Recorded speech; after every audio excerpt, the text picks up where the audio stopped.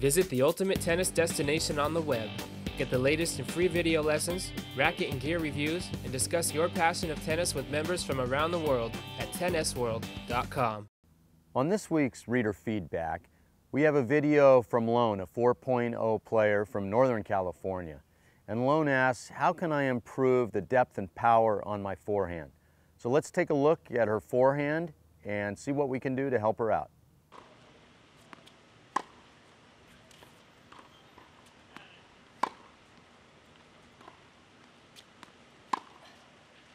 So Lone, in looking at the video of your forehand, I can see a couple areas that might help you get that desired power, and with that power a little bit more depth.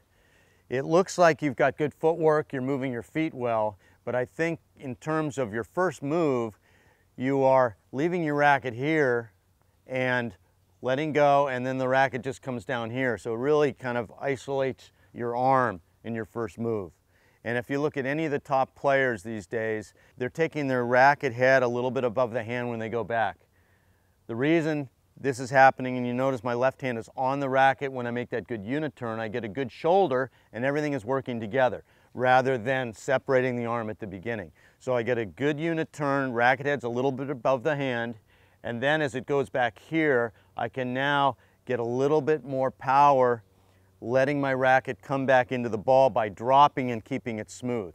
So I'm not taking it here and either adding power this way or having to actually stop and wait. I can keep it continual from here, dropping and hitting. This would be whether it's a lower ball and I need to hit up, or a higher ball, because we saw a couple different shots that you showed us.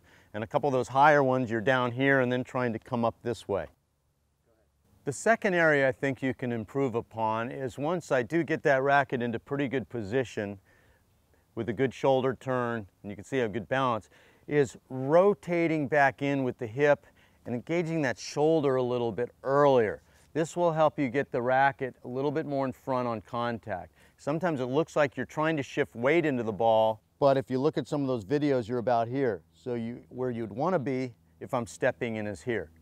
And you can even practice being a little bit more semi or open stance just to practice getting that rotation. And then you want to include that even when I'm stepping in.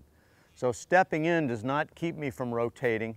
Stepping in just adds a little bit more weight forward so that I can approach that shorter ball without having to reach and losing power.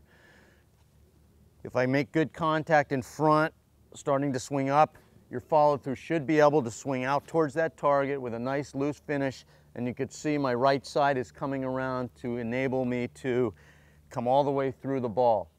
And if you work on those three things, good preparation with the racket head, left hand on the racket longer, rotating in so I make contact a little further in front, good balance and follow through at the end, I think you'll get that desired power and the depth that can come with that power. So hopefully those things helped with your forehand. Good luck and keep practicing.